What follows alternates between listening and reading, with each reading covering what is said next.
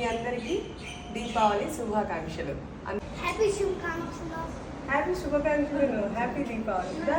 Happy Deepavali. Happy Deepavali. మీరు చెప్పండి. Happy Deepavali. అందరికీ దీపావళి శుభాకాంక్షలు. నమస్తే. మీ అందరూ దీపావళి సెలబ్రేట్ చేసుకోవడంలో బిజీగా ఉండుంటారు కదా.